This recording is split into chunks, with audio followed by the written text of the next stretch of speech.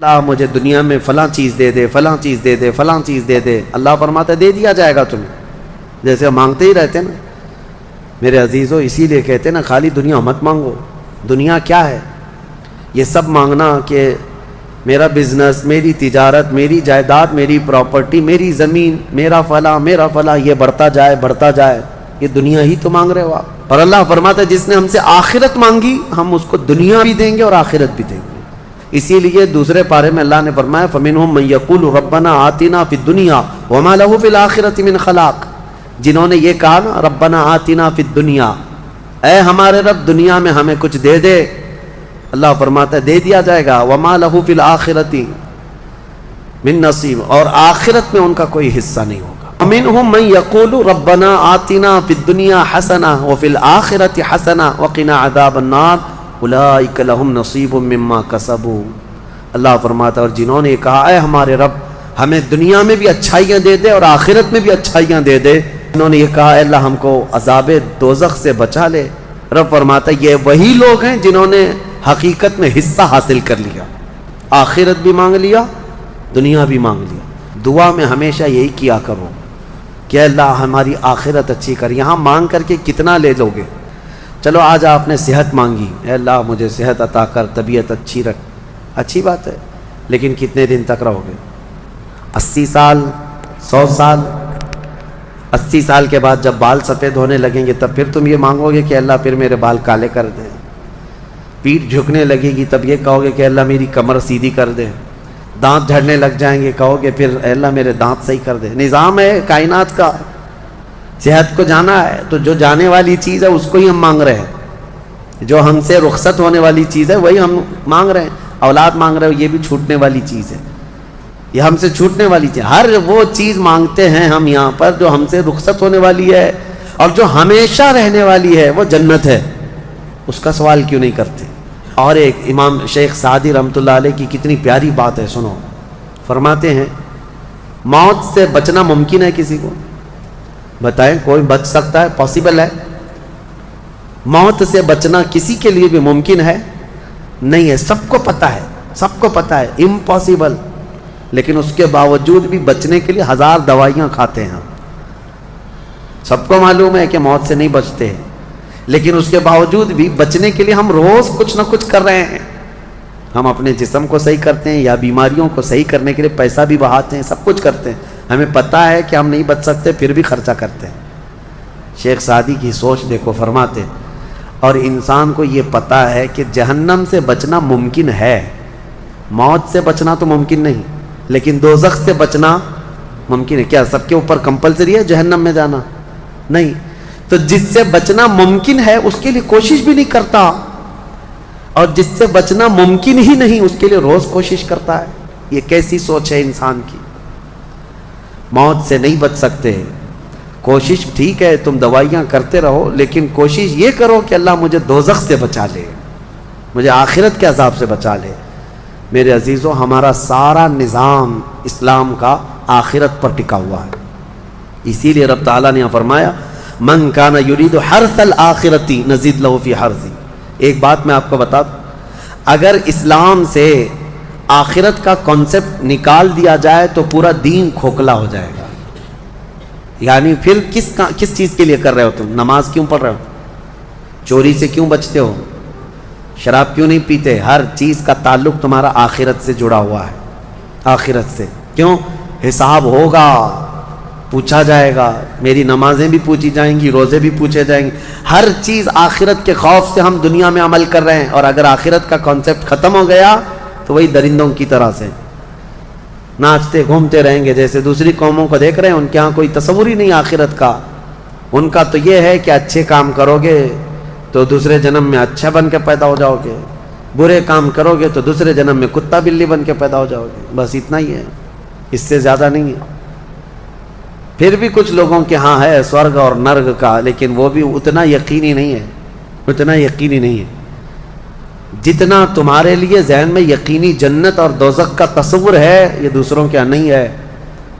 اسی لیے میرے عزیزو آخرت کے تصور کو اتنا مضبوط بٹھاؤ، اتنا مضبوط بٹھاؤ۔ مجھے ایک بات یاد آتی ہے کہ ہمارے ایک بزرگ تھے میرے بڑے دادا، اللہ ان کی تربت پر رحم فرمائے، پورے علاقے میں لوگ اس بات کے شاہد ہیں، جب بھی کوئی کچھ غلط کام کرتا یا چھوٹی بہت بھی چیز ہلکی نظر آتی ان کو، تو ڈانٹنے کے لیے سب سے پہلا جو جملہ وہ کہتے تھے وہ یہی کہتے تھے، کیا تجھے آخرت کا خوف نہیں ہے؟ آخرت سے نہیں ڈرتا؟ یہ ایک جملہ اکثر ہر کام پر، نماز کے سلسلے میں ہو یا کسی کو کہیں پر گپے لگاتے بیٹھے ہوئے دیکھتے تو یہ کہتے آخرت کا ڈر نہیں ہے۔ یہ ان بزرگوں کا شیوا رہا ہے، اولیاء اکرام کا طرح امتیاز رہا ہے کہ وہ اپنے سارے اعمال آخرت کے خوف پر رکھے ہوئے ہیں۔ حضرت حاتم اعصم رضی اللہ تعالیٰ عنہ بڑے پائے کے بزرگ ہیں، فرماتے ہیں نماز جب پڑھتے تھے تو کہتے میرا تصور یہی ہوتا ہے کہ موت میرے گردن کے پیچھے، ملک الموت یہی ہے، یہ سوچتا ہوں کہ اب آخری نماز ہے، میری آخری نماز ہے، اور دونوں طرف میرے جہنم کے گڑھے ہیں، ادھر بھی ادھر بھی، میں اگر تھوڑا سا بھی ہل جاؤں تو ہو سکتا ہے ادھر کے گڑھے میں یا ادھر کے گڑھے میں، اور پیچھے ملک الموت ہے اور سامنے رضائے الہی ہے اور جنت ہے، میں بڑھنے کی کوشش کر رہا ہوں۔ اس تصور کے ساتھ وہ نماز پڑھتے تھے، اس تصور کے ساتھ، اور سجدے میں جاتے تو یہ کہتے کہ میرا آخری سجدہ ہوگا، ملک الموت پیچھے ہی کھڑا ہے میری گردن کے پاس، اور اگر میں تھوڑا بہت ہل گیا تو ادھر بھی دوزخ ہے ادھر بھی دوزخ ہے، سامنے کی طرف مجھے پورا تصور جمانا ہے، رضائے الہی ہے اور جنت میری یہاں ہے۔ تو ان کے سارے تصورات ہر کام میں آخرت پر ڈیپینڈ تھے۔ میرے عزیزو، آج لوگوں میں جو بد عملی آئی ہے اس کی ایک بڑی وجہ یہی ہے، ہمارے بچوں میں اور نوجوانوں میں آخرت کا ڈر کم ہو گیا، ڈر کم ہو گیا۔ یہ جتنے بھیانک گناہوں میں آج ملوث ہیں، ان کو ڈر نہیں ہے، ان کو خوف نہیں ہے۔ میں ایک بات بتاتا ہوں، پچھلے زمانے کی ایک بات ہے کہ ایک پرہیزگار شخص تھے، متقی تھے بنی اسرائیل میں، ایک خاتون جو فحش کاموں میں ملوث رہتی تھی، طوائف تھی یا جیسی بھی، وہ آئی اس عابد کے پاس، یہ پرہیزگار شخص تھا۔ یہ جب آئی تو کہا کہ رات گزارنے کے لیے میرے پاس کوئی ٹھکانہ نہیں ہے، باہر ٹھنڈی اور بارش ہے، مجھے تھوڑی سی جگہ دے دو۔ اس عابد نے رحم کھا کر اپنے گھر میں، عورتوں کے رونے پر کبھی شیطان داخل ہو جاتا ہے، مدد کے لیے عورت رونا دھونا جب کرتی ہے تو اچھوں کا ایمان ختم ہو جاتا ہے۔ وہ عورت رونے لگی کہ میرا کوئی سہارا نہیں، بارش میں بھیگ جاؤں گی، میں تڑپ تڑپ کے ختم ہو جاؤں گا۔ اس عابد شب زندہ دار اس نے اپنے خانقاہ میں جگہ دی تھی۔ جب رات ہو گئی تو وہ عورت آئی اس کے سامنے آئی اور عریانیت کے ساتھ عجیب و غریب حرکتیں کر کے اس کو گناہ پر ابھارنے لگی۔ وہ عابد تنہا تھا، وہ قریب آیا، اس کے بعد پوچھا کیا چاہتی ہے؟ کہا چل کوئی نہیں ہے رات میں، کوئی نہیں ہے، ہم لوگ اپنے جسموں کی سکون حاصل کر لیں۔ اس عابد نے کہا کہ ٹھیک ہے، میں اس سے پہلے تھوڑی دیر میں بھی آتا ہوں، خواہش ہے تیرے ساتھ آ جاتا ہوں، سوتا ہوں، لیکن اس سے پہلے میں دیکھتا ہوں۔ اس نے کیا کیا، گھر میں جو چراغ جل رہا تھا، بہت اس وقت مشعل جلائے جاتے تھے، کرنٹ تو نہیں، لائٹ نہیں، مشعل جو جلائے جاتے تھے، اس نے وہ مشعل کو قریب کیا، پہلے اس میں اپنی انگلی لگایا تو چمڑی جل گئی، ہاتھ جھٹکنے لگا۔ وہ خاتون تیار کھڑی تھی، پوچھنے لگی کہ کیا کر رہا ہے؟ کہا رک جا دیکھ رہا ہوں۔ تھوڑی دیر کے بعد دوسری انگلی آگ میں لگایا، چمڑی جل گئی۔ پھر اس کے بعد وہ اسی طرح جلاتا رہا انگلی کو۔ اس خاتون نے پوچھا کہ کیا کر رہے ہو تم؟ اس عابد نے کہا میں دیکھ رہا ہوں، اس آگ کو میں برداشت کر سکتا ہوں تو پھر ٹھیک ہے، میں یہاں مزے بھی کر لوں گا، اس لیے کہ جہنم کی آگ اس سے 70 گنا زیادہ تیز ہے، میں نے سنا ہے، دیکھ رہا ہوں کہ یہاں کی آگ میں برداشت کر پاتا ہوں۔ 2 انگلیاں سامنے کیا، 3 انگلیاں کیا، 4 انگلیاں جب مشعل میں لگایا تو پورا چمڑا جل کر کے صرف انگلیوں کی ہڈیاں کالی ہو کر رہ گئی، ہاتھ پورا چمڑا لٹک گیا، پورا ختم ہو گیا، ہاتھ پورا جلا رہ گیا۔ وہ عورت چیخ مارنے لگ گئی کہ کیا کر رہا ہے، چمڑے کے جلنے کی بو آنے لگ گئی۔ اسی اثنا میں وہ عورت چیخ مار کر کے باہر نکلتی ہے کہ بچاؤ مجھے، بچاؤ، یہ پاگل ہو گیا، پاگل ہو گیا۔ بادشاہ کی پولیس وہاں سے گزر رہی تھی، آئی اور اس نے پوچھا کہ کیا ہوا ہے؟ کہا کہ اس عابد نے میری عزت پر حملہ کر دیا۔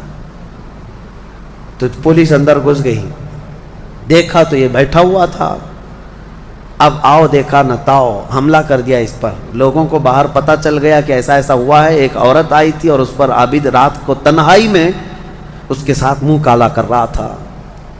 تو لوگوں نے مارنا شروع کیا، اتنا مارا کہ وہ عابد مر گیا، انتقال ہو گیا، ختم ہو گیا۔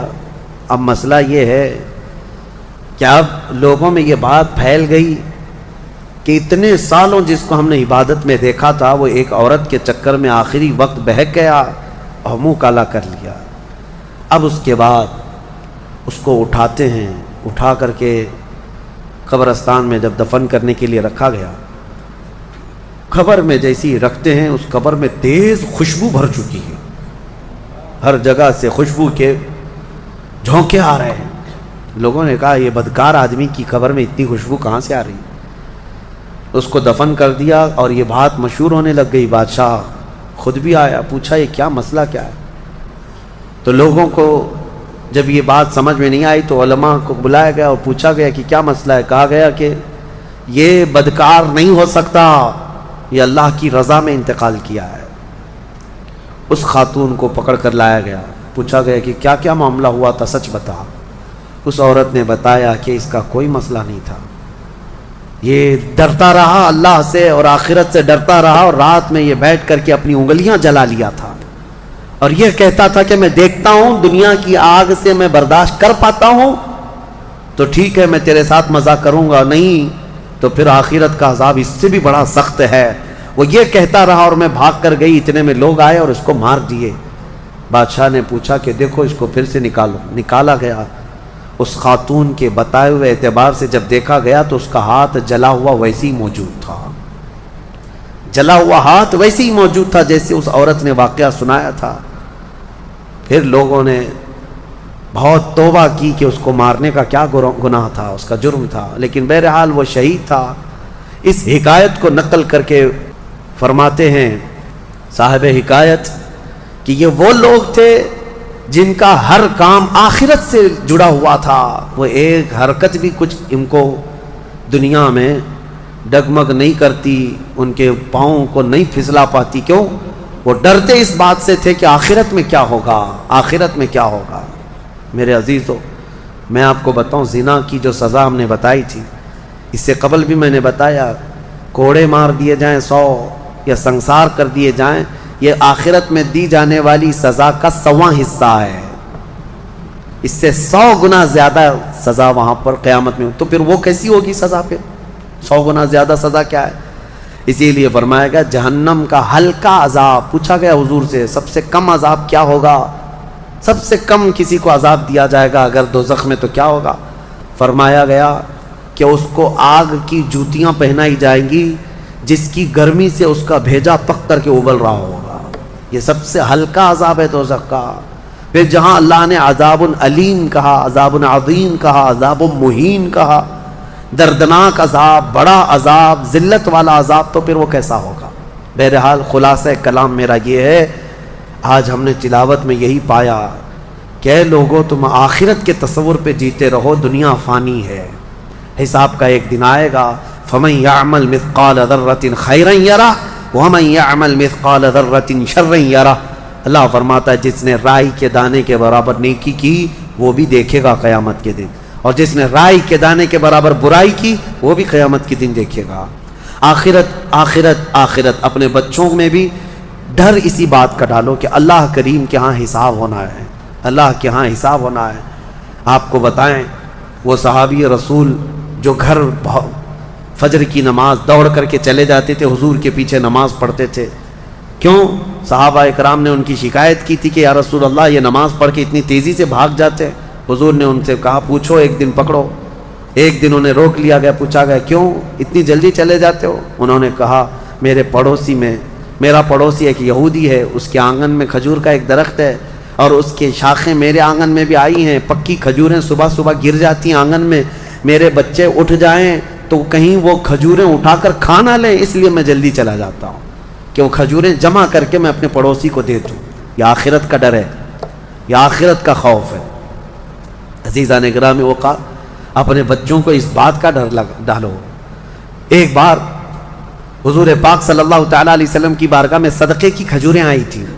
حضرت امام حسن اور امام حسین چھوٹے تھے، بہت بچپنا تھا، کھجوریں اٹھا کر کے وہ بچے کھا رہے تھے، نواسا رسول اللہ کے نواسے، کل کائنات جن کے قدموں میں۔ لیکن نبی پاک صلی اللہ تعالیٰ علیہ وسلم جلدی سے تشریف لائے، صدقہ آل محمد کے لیے حرام ہے۔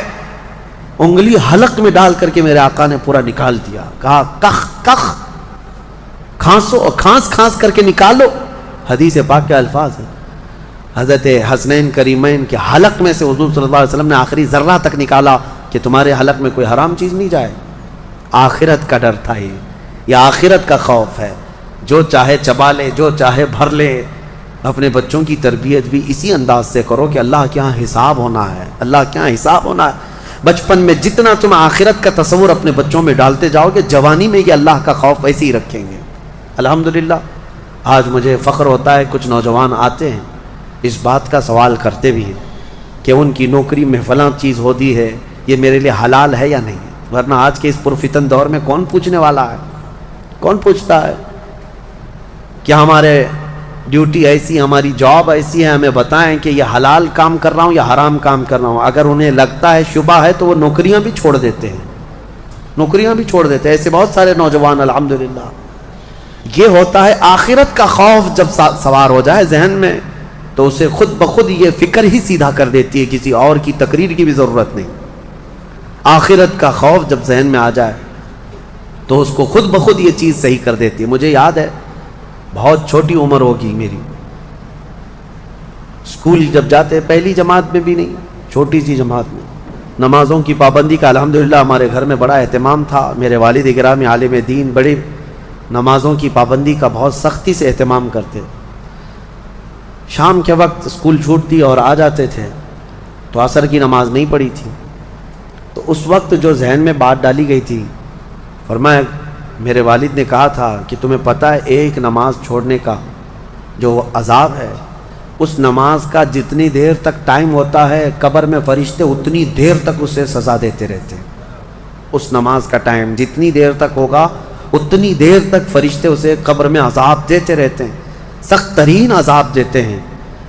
آج عمر کے اس حصے میں آ کر کے بھی وہ بات پتھر کی لکیر کی طرح بیٹھی ہوئی ہے۔ نمازوں کا وقت آتا ہے تو یہی ڈر لگتا ہے، عشاء اگر چھوٹ جا رہی ہے تو عشاء کا تو لمبا ٹائم ہے، مرنے کے بعد قبر میں اگر عشاء کا پورا ٹائم قبر میں فرشتے عذاب دینے لگ جائیں، کون برداشت کرے گا؟ اسی لیے چاہے سفر میں جائیں، چاہے تھکے ہوئے آئیں، کیسے بھی آئیں، لیکن عشاء پڑھ لیتے ہیں۔ وہ ڈر ہے آخرت کا۔ یہ کیسے آتا ہے؟ والدین اپنے بچوں میں یہ چیز منتقل کریں۔ آپ اس کو ہلکا نہ سمجھیں، بچوں کے ذہن میں جو بات ڈالی جاتی ہے وہ بڑھاپے تک رہتی ہے۔ اگر آپ صحیح تربیت کے ساتھ کسی کو بڑا کرنا چاہتے ہیں تو سب سے بڑی چیز ہے آخرت کا ڈر، آخرت کا ڈر۔ اللہ کریم ہم سب کو آخرت کے خوف سے اچھے اعمال کرنے کی توفیق عطا فرمائے۔